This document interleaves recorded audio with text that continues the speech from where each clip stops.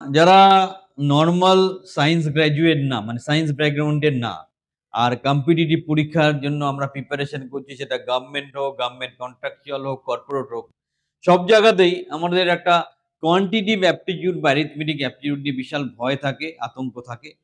Even যারা science ব্যাকগ্রাউন্ডের তারাও মাঝে মধ্যে চমকে যায় বিভিন্ন রকম ম্যাথমেটিক্যাল কমপ্লিকেশন এর জন্য। সো আজকে আমরা একটা উদ্যোগ নিয়েছি এবং এটা আমি নিজেই করব। তোমাদের জন্য কোয়ান্টিটিভ অ্যাপটিটিউড বা অ্যারিথমেটিক অ্যাপটিটিউড এর একদম টপিক ধরে, ধরে ক্লাস নিয়ে আসবো এবং হাতে ধরে তোমাদেরকে এত সুন্দর করে শেখাবো, তোমরা অঙ্ককে নতুন করে চিনতে শিখবে। এবং আমি খুব গর্ব করে বলছি, আমি কিন্তু স্টুডেন্ট লাইফে অঙ্কের একজন চ্যাম্পিয়ন স্টুডেন্ট ছিলাম। অঙ্ক আমার খুব ভালো লাগতো। আমি একবার টেস্ট পরীক্ষাতে যা স্কোর করেছিলাম, আমার স্যার খুশি হয়ে তার থেকে 5 মার্কস বেশি দিয়ে দিয়েছিল। সুতরাং যেই টেকনিকে যেইভাবে তোমাকে এই কোয়ান্টিটিভ অ্যাপটিটিউড পরীক্ষাতে উত্তীর্ণ হওয়ার জন্য, দেখো এখানে দেখো ম্যাথে অনার্স করবে না। চাকরিটা পাওয়ার জন্য শর্টকাট মেথডে সহজভাবে, সুন্দরভাবে কিভাবে প্র্যাকটিস করে সেটাকে অ্যাচিভ করা যায়, সেটা কিন্তু আমরা আজ ডিসকাস করব। আর একটা জিনিস মনে রাখবে, অঙ্ক করতে গিয়ে ১ম তোমাকে জানতে হবে কি করে অঙ্কটা সঠিক করা যায়। মানে আনসারটা সঠিক আনতে হবে। তারপর শর্টকাট মেথড বা ফার্স্ট ওয়েতে বা দ্রুত অঙ্ক করার চেষ্টা করবে। কি বললাম বুঝলে? বলতে চাইছি, যখন অঙ্ক নিয়ে তুমি প্র্যাকটিস শুরু করছো, কোয়ান্টিটিভ অ্যাপটিটিউড বা অ্যারিথমেটিক অ্যাপটিটিউড, ফার্স্ট আনসার গুলো কারেক্ট করার চেষ্টা করো। তারপর শর্টকাট মেথড এপ্লাই করতে শেখো। তারপর আরো তাড়াতাড়ি করে কি করে অঙ্কটা করা যায় সেটা শেখো। আগে কারেক্ট আনসার টানার চেষ্টা করো। তারপর আরো দ্রুত কি করে করা যায় সেটা শেখো। সো ফার্স্ট এভাবে সময় লাগে লাগুক, ধরে, ধরে নিজে হাতে প্রত্যেকটা প্রবলেম সলভ করতে হবে। খালি দেখে গেলে হবে না। ভিডিওটা দেখতে, দেখতে খাতা পেন পাশে নিয়ে বসে পড়ো এবং নিজেও হাতে প্র্যাকটিস করতে শুরু করো। আজকে আমরা পড়ব নাম্বার সিস্টেম। আজকে আমরা পড়ব নাম্বার সিস্টেম। বেসিক জায়গা থেকে শুরু করব। আমার মনে হয়েছে কোয়ান্টিটিভ অ্যাপটিটিউড যদি আমি পড়াতে যাই, অ্যারিথমেটিক অ্যাপটিটিউড পড়াতে যাই, তাহলে নাম্বার সিস্টেম থেকে আমাকে শুরু করতে হবে। তাই ১ম এ আমি নাম্বার সিস্টেম দিয়ে শুরু করছি। সুন্দরভাবে সিনসিয়ারলি তোমরা ক্লাসটা ফলো করো। সো নাম্বার সিস্টেমে ১ম আমরা জানবো টাইপস অফ নাম্বার। কত রকমের নাম্বার হয়। এগুলো আমরা কম বেশি আমাদের ছোট বয়সে সবাই পড়েছি। তবুও আমাদের একটু জানতে হবে যে কত রকম নাম্বার হয়, সেটা আমাদের একটু জানা বা বোঝাটা খুব দরকার। সেইজন্যই আমরা এই সিস্টেমটা বা এই বেসিক জায়গাটা টাচ করে যাবো। হচ্ছে ফার্স্ট হচ্ছে ন্যাচারাল নাম্বার। দেখো আমরা 1, 2, 3, 4, 5, 6 এই যে 7, 8, 9 যে পরপর নাম্বারগুলো থাকে, এগুলো হচ্ছে natural number. Clear? Natural number মানে আমাদের নরমাল যে নাম্বারগুলো থাকে। নেক্সট হচ্ছে হোল নাম্বার। ঠিক আছে? হোল নাম্বার কি হচ্ছে? সব counting number and 0 from the set of whole numbers. তো 0 র সাথে অন্যান্য কাউন্টিং নাম্বার যোগ করে তুমি হোল নাম্বার পেয়ে যাবে। তার মানে এই সাথে যদি 0 এড করো তাহলে টোটাল যে নাম্বারের সেটটা পেয়ে যাবে সেটা হচ্ছে হোল নাম্বার। নেক্সট কি আছে? নেক্সট দেখো ২ ৩ টে ইম্পোর্টেন্ট নোট এখানে তোমাকে খেয়াল রাখতে হবে। কি? 0 is the only whole number which is not natural number. 0 একমাত্র হোল নাম্বার যেটা ন্যাচারাল নাম্বারের মধ্যে আসছে না। এই পয়েন্টটা একটু নোট করে রাখবে। আর সেকেন্ড আরেকটা পয়েন্ট একটু ডিসকাস করব। সেটা কি? সেটা হচ্ছে যে every natural number is a whole number. প্রত্যেকটা ন্যাচারাল নাম্বারই কিন্তু একটা হোল নাম্বার। সুতরাং এই দুটো পয়েন্ট আমরা একটু ভালো করে খেয়াল রাখবো যে 0 কিন্তু একটা whole number, not a natural number. আর প্রত্যেকটা ন্যাচারাল নাম্বারই হোল নাম্বারের মধ্যে আসে। তাহলে বোঝা গেল ন্যাচারাল নাম্বার আর হোল নাম্বার কিছুই না। ন্যাচারাল নাম্বারের সাথে 0 চলে আসলেই হোল নাম্বার হয়ে যাচ্ছে। এই ব্যাপার, আর তেমন কিছু ব্যাপার না। আমরা কম্পিটিটিভ পরীক্ষা দেবো, এর বেশি আমাদের জানার বোঝার দরকার নেই। নেক্সট এবার দেখো ইন্টিজার্স। ইন্টিজার্স কাকে বলে? তুমি নেগেটিভ নাম্বার নাও, নেগেটিভ নাম্বার 0 ধরে positive number, all natural number 0 and negative of counting numbers together from integer, এগুলোকে সবগুলোকেই আমরা ইন্টিজার বলি। নেগেটিভ নাম্বার হলো নেগেটিভ নাম্বার, 0 পজিটিভ নাম্বার সব মিলেমিশে যেই সেটটা বা যেই কম্বিনেশনটা তৈরি করছে সেটা হচ্ছে integers. All natural numbers 0 negative of counting numbers together form A integers. হলো এবার নেক্সট পজিটিভ ইন্টিজার্স, কি আর বলবো, 1 2 3 4 এগুলো positive integers. Next negative integer, -1 -2 -3 এগুলো হচ্ছে negative integer. Non positive non negative integer, যদি তোমাকে প্রশ্ন করে একটা non positive non negative integer example দাও, আনসার হবে 0। সো আমরা একটা কথা বলতে পারি যে 0 1 2 3 set of non negative integers, while 0 -1 set of non positive. তোমাকে যদি বলে নন নেগেটিভ ইন্টিজারের সেট বলো, তাহলে 0 কে ইনক্লুড করে 1 2 3 4 এইভাবে চলে যাবে। আবার যদি তোমাকে বলে নন নেগেটিভ ইন্টিজার্স, তখন 0 কে ইনক্লুড করে সব নেগেটিভ নাম্বারগুলো ধরে নেবে। তাহলেই তোমার নন পজিটিভ নন নেগেটিভ ইন্টিজার্স তুমি পেয়ে গেলে। আশা করি ক্লিয়ার হয়েছে। আরো একবার বলছি, 0 কে ইনক্লুড করে পজিটিভ নাম্বারগুলো যদি তুমি নাও, তাহলে নন নেগেটিভ নাম্বার। 0 কে ইনক্লুড করে যদি নেগেটিভ নাম্বারগুলো নাও, ঠিক আছে, তাহলে সেটা হয়ে যাচ্ছে নন পজিটিভ নাম্বার। সো এই হচ্ছে মূল গল্প। নেক্সট নেক্সট আমরা কি জানবো? Even number. ইভেন নাম্বার সুস্থ ভাষায় কি হয়, যেই নাম্বারগুলো ইভেন নাম্বার কি, যেই নাম্বারগুলোকে আমরা 2 দিয়ে ডিভাইড করি। ধরো একটা নাম্বার আছে x, সেটাকে যদি আমরা 2 দিয়ে ডিভাইড করি, আবার নাম্বারটা যদি মিলে যায়, মানে ভাগফল ভাগ করার পর আমরা যদি কোনো রিমাইন্ডার না পাই, তখন সেটাকে আমরা বলবো একটা ইভেন নাম্বার। আমি খুব বাচ্চাদের মতো বলছি। আর অড নাম্বার কি? 2 দিয়ে ভাগ করলে ভাগ মিলছে না, তখন সেটা হয়ে যাচ্ছে অড নাম্বার। ঠিক আছে? উদাহরণ কি আছে ইভেন নাম্বারের? 2 আছে, 4 আছে, 6 আছে, 8 10, মানে এরকম করে 10 12 14 করে তুমি চলতে থাকো।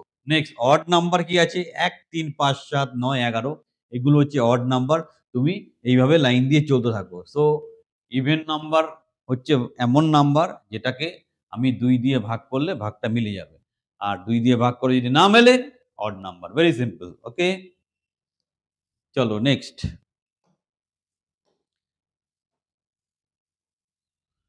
Prime number. প্রাইম নাম্বার কি? A prime number is a natural number greater than 1 is a product of two smaller natural number। মানে তুমি দুটো স্মলার ন্যাচারাল নাম্বার যেটা নিচ্ছ, তার যে মাল্টিপল করে যে নাম্বারগুলো আমরা পাই, সেগুলো হচ্ছে প্রাইম নাম্বার। যেমন 2 3 5 7 11 13, এগুলোকে ফার্দার আর ব্রেক করা যায় না। মানে আরো যদি চলতি ভাষায় ভালো করে বোঝাই, প্রাইম নাম্বারকে তুমি আর ভাঙতে পারবে না। ঠিক আছে? যেমন ধরো একটা নাম্বার যদি আমি নিই, আমি যদি একটা নাম্বার নিই, ধরো 4, 4 কে কিন্তু আমি লিখতে পারি 2 ক্রস 2। ঠিক আছে? আমি যদি নাম্বার নিই 4, সেটাকে আমি লিখতে পারি 2 ক্রস 2। সো সেই জায়গাটা সেই জায়গাটা কিন্তু আমাকে খেয়াল রাখতে হবে যে আমি 2 ক্রস 2 এইভাবে দুটো ভাগে 4 কে ডিভাইড করতে পারছি। দ্যাট ইজ, তোমাকে খেয়াল রাখতে হবে যে এই যে নাম্বারটা, এটা প্রাইম নাম্বার নয়। আবার এইখানে যে নাম্বারগুলো লিখছি 7, 7 কে তুমি ভাগ সাইড করতে পারবে না। 7 কে ভাঙা যায় কিভাবে? 7 তার সাথে 1 করতে পারি মাল্টিপ্লাই। তো যদি এরকম সিচুয়েশন হয় শুধুমাত্র 1 দিয়ে মাল্টিপ্লাই করতে পারছি, সেটা হয়ে যাবে আমাদের প্রাইম নাম্বার। ক্লিয়ার? আবার বলছি, প্রাইম নাম্বার হচ্ছে এমন একটা নাম্বার যেটাকে বেসিক্যালি আর ব্রেক করা যায় না। বা যদি ব্রেক করো, সেই নাম্বার ইনটু 1 ই হবে, আর কিছু হবে না। সেটা হচ্ছে প্রাইম নাম্বার। তো কিছু এক্সাম্পল আমরা রেখেছি এখানে। 100 র মধ্যে যে প্রাইম নাম্বারগুলো থাকে, কি, কি আছে? 2 3 4 5 7 11 13 17 19 23 29 31 37 41 43 47 53 59 61 67 71 73 79 83 89 97, এগুলো হচ্ছে 1 থেকে 100 র মধ্যে অবস্থিত প্রাইম নাম্বার। নেক্সট আমরা কি দেখব? নেক্সট আমরা পরের পার্টটায় যাব। কো-প্রাইম। প্রাইমের পরে আসছে কো-প্রাইম। 2 numbers A and B are said to be co-prime if their HCF is 1। দুটো নাম্বারকে আমরা কো-প্রাইম তখনই বলি যখন তার HCF টা 1 হয়। যেমন 2 3 এর HCF হচ্ছে 1, 4 5 এর HCF হচ্ছে 1, 7 9 এর HCF হচ্ছে 1। এগুলোকে বলা হয় co-prime number. Clear?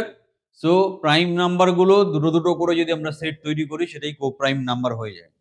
Next, co-prime এর পর কি আসবে? co-prime এর পর আসবে composite নাম্বার। composite নাম্বার কি? নাম্বারস গ্রেটার দ্যান 1, যেই নাম্বারটা একের থেকে বড়, which are not prime, কিন্তু প্রাইম না, আর known as composite নাম্বার। যেমন একটু আগে আমি বললাম, ধরো যদি আমরা 4 ধরি, এই 4 যে নাম্বারটা, 4 নাম্বারটা আমরা কি করতে পারি? 4 কে আমি ভাঙতে পারি 2 ক্রস 2, 2 ক্রস 2। তাহলে আমি নাম্বারটাকে এইভাবে যখন ব্রেক করতে পারছি, বেসিক্যালি ওই নাম্বারটা অন্য কোনো নাম্বারের সংমিশ্রণে তৈরি হয়েছে, তখন আমরা সেটাকে বলছি কি? Prime number. Next, sorry, composite number. Next আমরা কি দেখব? নেক্সট আমরা দেখব যে একটা স্পেশাল নোট, এটা আমাদের একটু খেয়াল রাখতে হবে কি? 1 যে নাম্বারটা সেটা প্রাইমও না, কম্পোজাইটও না, ঠিক আছে? Next, 2 is the only even number which is prime. 2 এমন একটা ইভেন নাম্বার, সেই শুধুমাত্র প্রাইম, মানে 2 একদিকে ইভেন নাম্বার, অন্যদিকে prime. There are 25 prime numbers between 1 to 100. এটা খেয়াল রেখো, অনেক সময় ডিরেক্ট কোশ্চেন ফেস করতে হতে পারে। 1 থেকে 100 এর মধ্যে টোটাল 25টা প্রাইম নাম্বার আছে। কিছু প্রয়োজনীয় ফর্মুলা যেটা মাল্টিপ্লিকেশন বা গুণ করতে গিয়ে লাগে, সেটা আমরা একটু দেখব, ঠিক আছে? সেটা আমরা একটু দেখব এবং সেটাকে নিয়ে একটু চর্চা করব। সেটা কি কি আছে সেটা আমরা দেখে নিই একটু। প্রথম দেখো, আমরা মাল্টিপ্লিকেশন যখন করছি আমরা কিভাবে করতে পারছি? এই যে ধরো তুমি a এর সাথে b আর c কে গুণ করছো, সেটা অ্যাকচুয়ালি কি হবে? এর সাথে b গুণ করলে ab প্লাস তুমি ac ইনটু ac। এই যে এই কনসেপ্টটা কিন্তু আমরা মাল্টিপ্লিকেশনে কাজে লাগাতে পারি। এবার তুমি বলতে পারো, স্যার এটা তো কোনো ব্যাপার না, সবাই জানে, কিন্তু এইগুলো যখন ভেক্টর হয়ে যাবে না, তখন এটা মেইনটেইন করতে পারবে না। সুতরাং ঠিক আছে, বেসিক লেভেলে জানো। সুতরাং a whole into b plus c যদি হয় ab প্লাস ac, এটা আমাদের মাল্টিপ্লিকেশন করার জন্য কাজে লাগবে। আবার এইদিকে যদি আমরা দেখি যে এরকম যদি থাকে a into b minus c, এটাকে আমরা লিখতে পারি ab মাইনাস ac। তো আমরা যখন মাল্টিপ্লিকেশন করব, যখন গুণ করব, তখন আমরা এই সিস্টেমটা ফলো করব, তাহলে আমাদের মাল্টিপ্লিকেশন করতে সুবিধা হবে। ওকে? সো আমরা মাল্টিপ্লিকেশনটাকে সবসময় এই দুটো বেসিক রুলস বা ফর্মুলা দিয়ে কিন্তু আমরা কাজে লাগাতে পারি। ওকে? এরপর দেখো, একটা সুন্দর মেথড বা টেকনিক তোমাদেরকে শেখাবো, যেটা তোমাদের খুব কাজে লাগবে। সেটা কি? সেটা হচ্ছে, দেখো, ধরো একটা তোমাকে নাম্বার দেওয়া হয়েছে, যেটা 5 টু দি পাওয়ার n। এই কথাটার মানে কি? 5 টু দি পাওয়ার n মানে 5। 5 টু দি পাওয়ার n মানে একটু বোঝা তোমার দরকার আছে। 5 টু দি পাওয়ার 2 যদি আমি লিখি, তার মানে 5 কে 2 বার গুণ করতে হবে। আবার 5 টু দি পাওয়ার 3 যদি লিখি, তাহলে আমাকে 5 কে 3 বার গুণ করতে হবে। সো এটা হচ্ছে n এর ব্যাপার। এবার একটা স্পেশাল কেস, এটা শর্টকাট মেথডও ধরতে পারো, যে ধরো তোমাকে যদি একটা প্রবলেম দেয় যে multiplication of a number by 5 to the power, মানে একটা প্রবলেম দিয়েছে তোমাকে, এটার ভ্যালুটা বের করতে হবে, এটা ইকুয়ালস টু কত, এরকম একটা প্রবলেম তোমাকে দিয়েছে, এটাকে তোমার সলভ করতে হবে। সো এইখানে যে 625 নাম্বারটা আছে, এটাকে বেসিক্যালি লেখা যায় 5 টু দি পাওয়ার 4 অথবা 5 কে 4 বার গুণ করা। এবার নিয়মটা কি? তোমার এই যে 4, মানে এই যে n যেটা আসছে, তত সংখ্যক জিরো, এই নাম্বারটা কত আছে? 975436, তারপর 4টে জিরো, 1 2 3 4, 4টে জিরো এখানে তুমি অ্যাড করে দাও। টোটাল যে নাম্বারটা পাচ্ছ সেখানে 2 টু দি পাওয়ার 4, এটা হচ্ছে 2 টু দি পাওয়ার 4, ঠিক আছে? এটা দিয়ে তুমি ডিভাইড করো। 2 টু দি পাওয়ার 4 মানে 4 4 16, 16 দিয়ে, মানে এই যে নাম্বারটা পেলে, একে তুমি যদি 16 দিয়ে ডিভাইড করো, তাহলে তুমি এই নাম্বারটা পেয়ে যাবে। This is the answer. আরেকবার আমি ডিসকাস করছি, কোশ্চেনটা কি? কোশ্চেনটা তুমি বোঝার চেষ্টা করো যে কোশ্চেনটা কি বলছে। আরো একবার আমি এটা প্র্যাকটিস করব, এটা একটু কঠিন কঠিন লাগছে সেই জন্য। প্রবলেমটা কি দিয়েছে? প্রবলেমটা তোমাকে দিয়েছে যে এই যে জিনিসটা দেওয়া আছে, এটা ইকুয়ালস টু হোয়াট? এটা ভ্যালু কত। সেটা করার জন্য কি করব, আমরা যেটা নাম্বার সেটাকে আলাদা করলাম, এই পার্টটাকে 5 এর পাওয়ারে লিখলাম। 5 কে 4 বার গুণ করলে 625 চলে আসে। এবার সিস্টেমটা কি, এই অরিজিনাল যে নাম্বারটা মানে 97975436, এরপর যেহেতু 5 এর মাথায় 4 আছে, 4 টে শূন্য এখানে লেখা হয়েছে। করে এটাকে ভাগ করা হয়েছে 2 টু দি পাওয়ার 4, মানে 2 কে 4 বার গুণ করলে যেটা হয়, যেটা বেসিক্যালি 16। তাহলে তুমি যে নাম্বারটা পেলে, মানে তুমি যে নাম্বারটা এখান থেকে পেলে 975436, তারপর 0 0 0 0, 4 টে 0, এটাকে তুমি ডিভাইড করছো 16 দিয়ে। করলে তুমি এই আনসারটাই পাবে। This is the answer. এটাই হচ্ছে শর্টকাট মেথড। এটা যদি নরমালি করতে যাও, তোমার কিন্তু খুব অবস্থা খারাপ হয়ে যায়। প্র্যাকটিক্যালি পরীক্ষা হলে করতে পারবে না। সো তোমাকে 5 এর পাওয়ার n দিয়ে যদি কোনো প্রবলেম দেয়, সেটাকে তুমি এইভাবে সলভ করবে। আর একটু প্র্যাকটিস করে নিও। আশা করি আর প্রবলেম থাকবে না। নেক্সট দেখো, আরো কিছু দরকারি ফর্মুলা যেগুলো তোমাকে অবশ্যই খেয়াল রাখতে হবে। কিছু প্রয়োজনীয় ফর্মুলা আমরা দেখব, যেগুলো তুমি নিশ্চয়ই ভালো করে প্র্যাকটিস করবে, বা বেসিক ফর্মুলা। প্রথম ফর্মুলাটা খুব common formula, a plus B এর হোল স্কোয়ার, মানে আমরা লিখতে পারি a square plus B square plus 2ab। আমি খুব বেসিক লেভেল থেকে এগোচ্ছি যাতে তোমাদের সুবিধা হয়। এই ফর্মুলাটা তোমাকে খেয়াল রাখতে হবে। এইভাবে আমাদের পরপর যে ফর্মুলা যেগুলো আছে, সেগুলো আমরা দেখে নেব একটু এক ঝলক আমাদের মেন টপিকে যাওয়ার আগে। যে a minus B whole square যদি থাকে, তাহলে a square plus B square minus 2ab। আর যদি a প্লাস বি তার whole square minus a minus B whole square, এটা যদি আমরা করি তাহলে 4ab পাবো। ab whole square plus a minus B whole square, এটাকে আমরা পাবো 2a square plus B square. আবার a স্কোয়ার মাইনাস বি স্কোয়ারকে সাজিয়ে লিখলে আমরা লিখতে পারি a plus B a minus B. তারপর a plus B plus C তার হোল স্কোয়ার যদি হয়, তাহলে a square plus B square plus C square plus 2 ব্র্যাকেটে ab plus BC plus CA. তারপর a plus B whole cube, A B common নিয়ে নাও, নিলে A square minus A B plus B square. দারুণ formula, মনে রাখতে হবে। যদি a মাইনাস বি কিউব হয়, a minus B A square plus A B plus B square.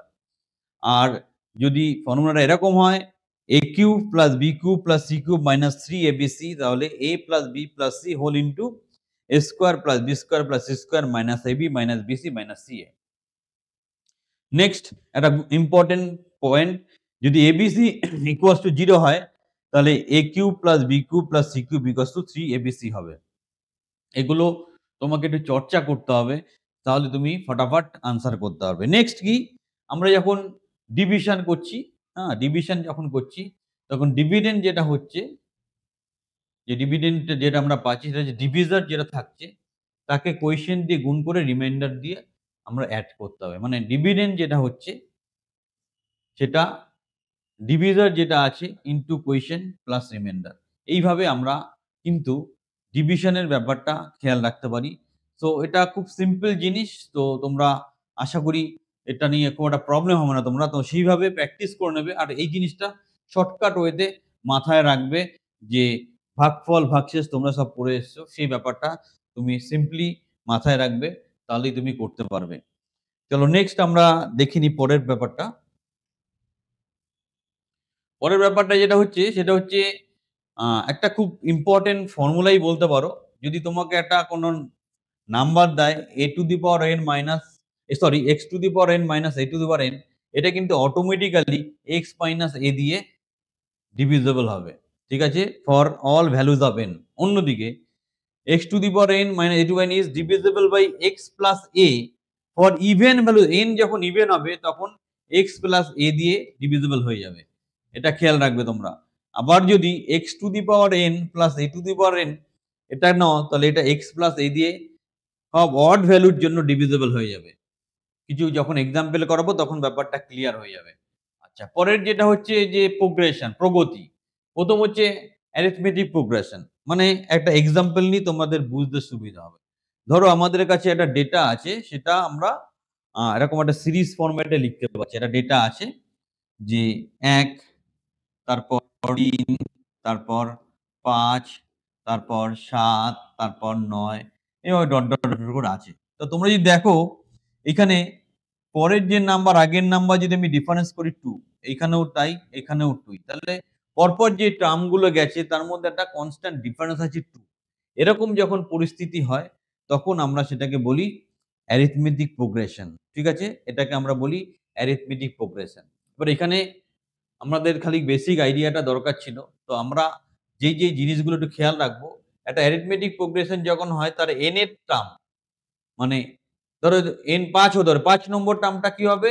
n এর এখানে ৫ লিখতে হবে a into n-1 into d। মানে ৫ - 1 ইনটু d। a হচ্ছে ফার্স্ট টার্ম, d হচ্ছে কমন ডিফারেন্স। এখানে যেমন কমন ডিফারেন্সটা হচ্ছে 2, ফার্স্ট টার্মটা হচ্ছে a। ঠিক আছে? তাহলে এর যদি আমি n এর টার্ম লিখি তাহলে কত হবে? tn ইকুয়ালস টু a মানে এখানে 1, 1 হবে। আচ্ছা। n এর টার্ম n-1 হবে। আর d টা কত? 2। তার মানে এটা হয়ে যাবে 2 ইনটু n-1। তাহলে আমরা যেই এখানে অ্যারিথমেটিক প্রোগ্রেশনটা লিখলাম তার n এর টার্ম হচ্ছে 2n-2 whole bracket n-1। Clear? So এইভাবে আমরা n এর টার্মটা লিখতে পারি। অনেক সময় এই যে আমাদের সিরিজটা হলো তার সমষ্টি কি হবে সেটা আমাদের ফর্মুলা হিসাবে জানতে হতে পারে। সেটা হবে n/2 whole into 2a plus n-1 into d, অথবা n/2 first term plus last term, মানে ফার্স্ট টার্ম আর লাস্ট টার্মকে যোগ করে n দিয়ে গুণ করে 2 দিয়ে যদি ভাগ করো তাহলেই এই সমষ্টি বা সামেশনটা পেয়ে যাবে। কতগুলো ইম্পোর্টেন্ট ফর্মুলা 1, 2, 3 এইগুলো dot, dot, dot up to n পর্যন্ত যদি যোগ করো, শর্টকাটে কি হবে? n into n plus 1/2। আবার a square, 1 square, 2 square, 3 square, n square, এগুলোকে তুমি যদি যোগ করো শর্টকাটে কি হবে? n into n plus 1, 2n plus 1/6। আবার যদি কিউব হয় তাহলে n স্কোয়ার বাই n তার হোল স্কোয়ার। তো এটাকে তোমার n square into n plus 1 whole square. তো এটাকে তোমাকে সেইভাবে খেয়াল রাখতে হবে যে আমি ফর্মুলাটা কোনটা ইউজ করছি, কিভাবে ইউজ করছি, কিভাবে কাজে লাগাচ্ছি। সেইভাবে তুমি যদি ফর্মুলাগুলো শর্টকাট বা চটপট মনে রাখতে পারো, তোমার কিন্তু প্রবলেম সলভ করতে অনেক সুবিধা হবে। তারপর তারপর হচ্ছে জিওমেট্রি পড়া। আগেরটা ছিল অ্যারিথমেটিক, এটা হচ্ছে জিওমেট্রি পড়া। একটা উদাহরণ দিই, তাহলে উদাহরণ নিয়ে ব্যাপারটা ডিসকাস করলে তোমাদের বুঝতে সুবিধা হবে। ধরো আমাদের কাছে একটা নাম্বার সিরিজ আছে, সেটা কি? নাম্বার সিরিজ প্রথমে 2, তারপরে 4, তারপরে 8, তারপর 16। তোমরা যদি খেয়াল করে দেখো, এটা ডিভাইডেড বাই এটা মানে 2, এটা ডিভাইডেড বাই এটা মানে 2, এটা ডিভাইডেড বাই এটা মানে 2। তাহলে এটা হচ্ছে আমাদের একটা জিওমেট্রিক প্রোগ্রেশনের এক্সাম্পল। এটা হচ্ছে আমাদের একটা জিওমেট্রিক প্রোগ্রেশনের এক্সাম্পল। তো আমরা সেটাকে খেয়াল রাখবো। এবার এটারও কিছু ফর্মুলা আছে যেটা আমাদের খেয়াল রাখতে হয়, যেগুলো কাজে লাগবে শর্টকাট ফর্মুলা। সেটা কি আছে? সেটা হচ্ছে যে এর n এর টার্ম যেটা হয়, যেটা n এর টার্ম আছে, এর n এর টার্ম যেটা হবে সেটা কি? সেটা হচ্ছে এইটা tn equals to a r to the power n-1। আর এর যে সমষ্টি যেটা হবে সাম, সেটা হচ্ছে Sn a minus r to the power n divided by 1 minus r। So এই হচ্ছে আমাদের ইম্পোর্টেন্ট ফর্মুলা। আমরা প্রথম একটা প্রবলেম শুরু করছি। একটা প্রবলেম দিয়ে আমরা আমাদের আমরা নিজে প্রবলেমটা সলভ করব। আমরা প্রবলেম নাম্বার 1 নিয়ে মাঠে নেমেছি। সো কি বলছে? when n is divided by 6 the remainder is 4, when 2n is divided by 6 the remainder is। আগে আমরা প্রবলেমটাকে সহজভাবে বোঝার চেষ্টা করি। কি বলছে? n একটা নাম্বার আছে, আমরা একটু বোর্ডে অঙ্কটাকে প্র্যাকটিস করব। সেইজন্য আমরা সেইভাবে বিষয়টাকে অর্গানাইজ করছি। n একটা নাম্বার আছে, সেটা যখন 5 দিয়ে ডিভাইড করছি তখন রিমাইন্ডার থাকছে 4। আবার কোশ্চেনটাও বলছি যদি আমরা 2n কে 6 দিয়ে ডিভাইড করি তখন রিমাইন্ডার কি থাকবে? আশা করি কোশ্চেনটা তোমাদের কাছে ক্লিয়ার। সো আমরা এখান থেকে কি লিখতে পারি? n ইকুয়ালস টু, আমরা যদি 6a প্লাস 4 এইভাবে নাম্বারটাকে লিখি, তাহলে এখন নাম্বারটা কি হয়ে গেছে? এখন নাম্বারটা হয়ে গেছে 2n, তাই দুদিকে 2 দিয়ে মাল্টিপ্লাই করলাম। এটা হয়ে গেল 12a, এটা হয়ে গেল 8। ঠিক আছে? এবার এই নাম্বারটা যদি 6 দিয়ে ডিভাইড করা হয় তাহলে রিমাইন্ডার কত আসবে? এটা হচ্ছে কোশ্চেন। দেখো 12 এ তো 6 দিয়ে হবেই, আর 8 কে আমরা এই 6 টাও এই 6 ও কিন্তু ডিভাইডেড হয়ে যাবে। তাহলে পড়ে থাকবে কে 2। তাহলে এই কন্ডিশনে এইখানে যে প্রবলেমটা দিয়েছে তাতে আমাদের আনসার হবে 2। আমাদের আনসার হবে 2। So the right answer is reminder থাকবে 2। তো তোমরা সেইভাবে অঙ্কটাকে আরেকবার প্র্যাকটিস করে নেবে। মানে option B is the answer. Next. So next প্রবলেমটা কি আছে? 0.1 and 5/8 of bamboo are in mud and water respectively, and rest of length 2.75 meter above water. What is the length of the bamboo? বাম্বুর লেন্থটা আমাদের বের করতে হবে। খালি অপশনটা আমরা দেখে রাখি, আনসারটা দেখবো না। সো কোশ্চেনটা খুব সিম্পল। কোশ্চেনটাকে বোঝার চেষ্টা করো। জলের মধ্যে একটা বাঁশ গেঁথে রাখা আছে।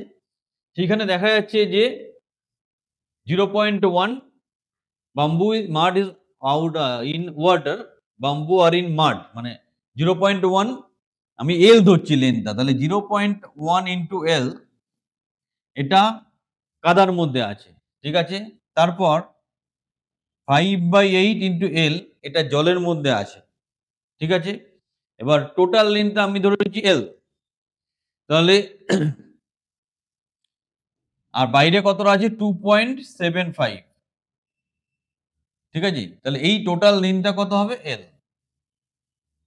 আর একবার বুঝিয়ে দিই, এটুক আছে কাদার মধ্যে, এইটুক আছে জলের মধ্যে, এইটুক আছে প্রশ্ন অনুযায়ী কিসের মধ্যে আছে?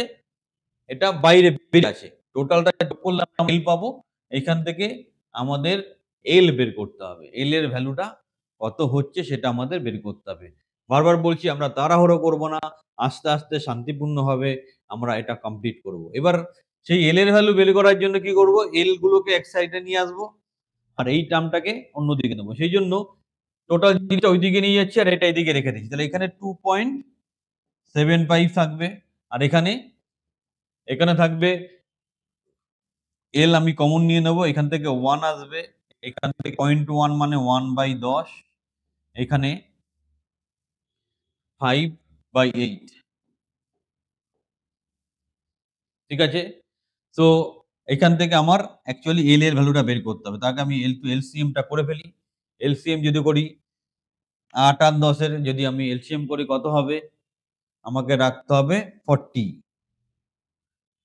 খুব ভালো কথা। তাহলে 40 যদি হয় তাহলে এখানে হবে 40, এখানে হবে 4, এখানে হবে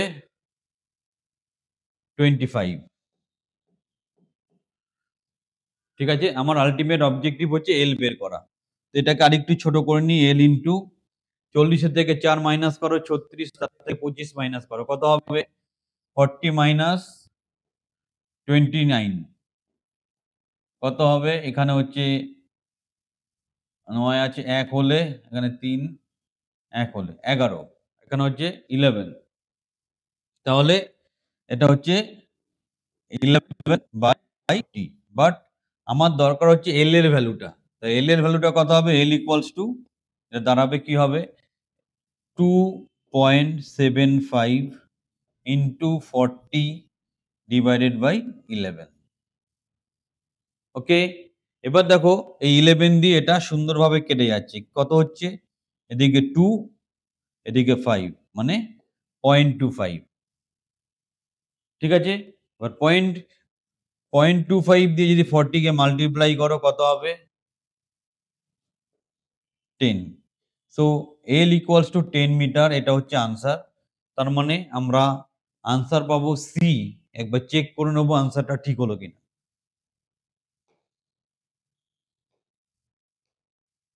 yes, answer is C. So এইভাবে আমাদের ধরে ধরে প্রবলেম গুলো করতে হবে। চলো আমরা নেক্সট প্রবলেমের দিকে এগোই।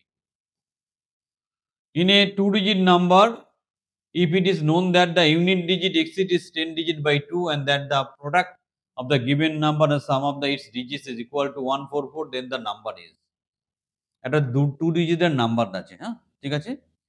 একটা নাম্বার আছে, তার 2 ডিজিট। আমি নাম্বারটা ধরলাম, 2 ডিজিট আছে। একটা A, B 2 নাম্বার আছে। ঠিক আছে? ক্লিয়ার? এবার কি বলছে যে it is known that its unit digit exceed is 10 digit by 2 মানে ইউনিট ডিজিট মানে হচ্ছে B আর 10 ডিজিট হচ্ছে A। B যে নাম্বারটা আছে এর থেকে 2 বেশি। তাহলে আমি নাম্বারটাকে ধরতে পারি এটা A, এটা A+2। ক্লিয়ার? এবার কি বলছে যে আরেকটা ডেটা দেওয়া আছে কি that the product of given number and the sum of its digits is equal to 144। এই কথাটা মানে কি? তাহলে নাম্বারটা কত হবে? আমরা জানি নাম্বারটা হবে 10A plus B, আবার B মানে কত? A+2, তাহলে নাম্বারটা কত হচ্ছে? 11A plus 2। ওকে? এইবার কোশ্চেনে কি বলেছে?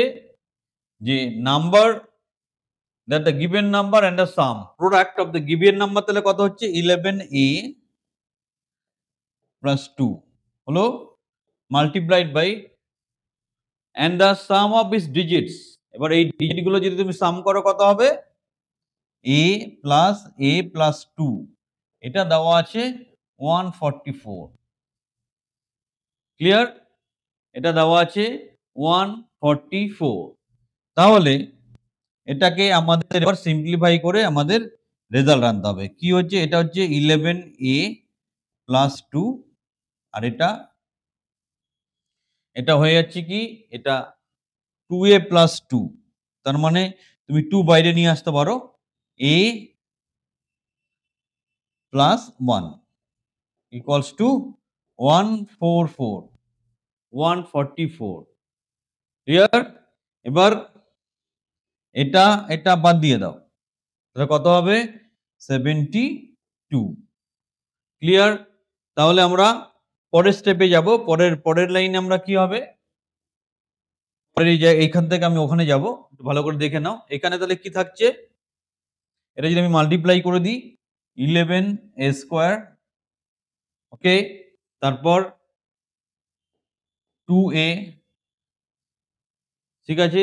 তারপর 11A, তারপর প্লাস 2 ইকুয়ালস টু তোমার এখানে ছিল 72। অর এবার আমাদের টার্গেট কি থাকবে? আমাদের টার্গেট হচ্ছে A এর ভ্যালুটা বের করা। এবার A এর ভ্যালুটা বের করার জন্য আমাদের কি করতে হবে? একে এই সাইডে নিয়ে আসতে হবে। মানে এটা হচ্ছে 11A square plus 13A, 2A আর 11A অ্যাড করলে 13A হয় সেই জন্য।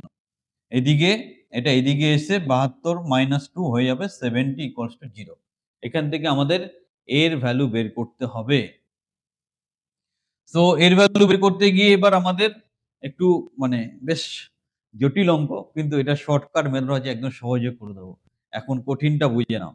এখানে কি হবে? এটাকে আমাকে এবার ভালো করে ফ্যাক্টরাইজ করে আমাকে এর ভ্যালুটা বের করতে হবে। এখানে 70 কে একটু ব্রেক করো। 70 মানে কি লেখা যায়? 70 মানে এটাকে ভাঙো। 2 ইন্টু 5 ইন্টু 7 আর এখানে আছে 11। এবার এটাকে আমরা সাজানোর চেষ্টা করি যাতে ব্রেক করে আমরা ঠিক করে এর ভ্যালুটা বের করতে পারি। এখানে দেখো আমরা কিভাবে জিনিসটাকে অর্গানাইজ করতে পারি যাতে এই ইকুয়েশনটা ম্যাচ করে। এখান থেকে তোমার যেটা দাঁড়াচ্ছে যে 7 দুগুণে 14, 55 দুটো মাইনাস করো, হচ্ছে না। ঠিক আছে? তাহলে আমরা এবার এখানে আসি। আ 70 মানে 35 আর এদিকে হচ্ছে আ 35, 22, 35, 22, 35, 22, 35 হয়ে গেছে। 11 স্কয়ার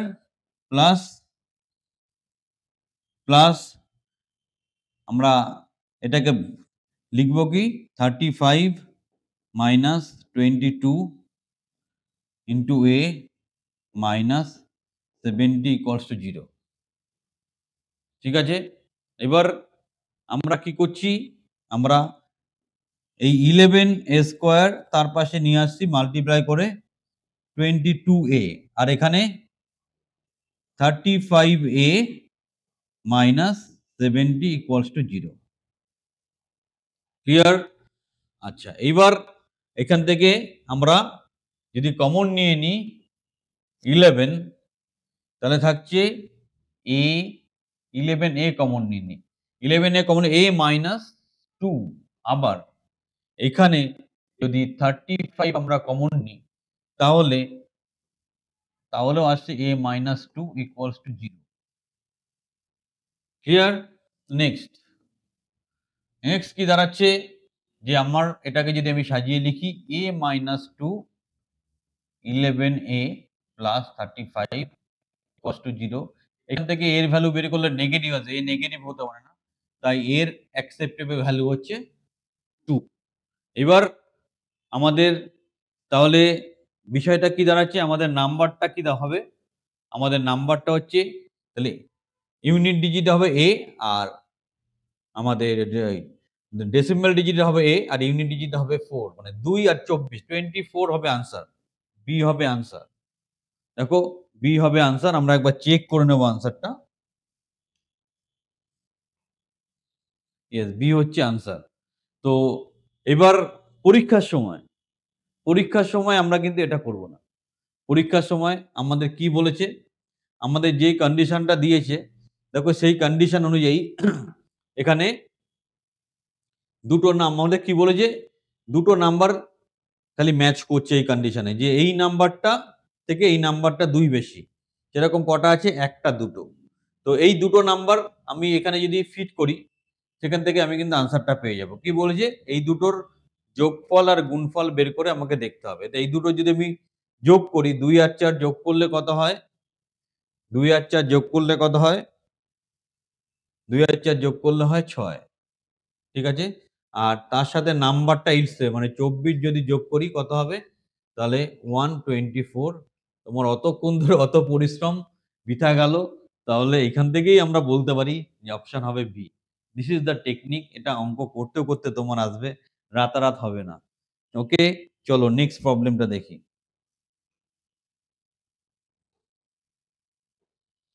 প্রবলেম 4, নেক্সট প্রবলেমটা চলো আমরা একটু দেখে নিই নেক্সট প্রবলেমটা কি আছে। The least number which must be added to 690 to make exactly divisible by 9.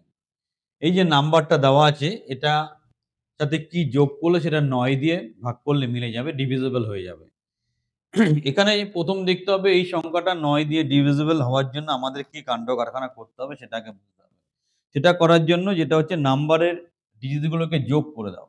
মানে 6 প্লাস 7 প্লাস 0 প্লাস 9।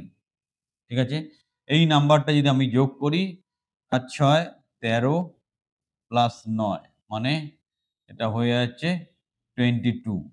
এবার সবচেয়ে কাছের যেই নাম্বারটা, যেটা অ্যাড করলে এটা ৯ দিয়ে এই নাম্বারটা ডিভিশন হচ্ছে, এর সাথে যদি আমরা ৫ অ্যাড করি তাহলে 27 হবে, যেটা ৯ দিয়ে ডিভিজিবল।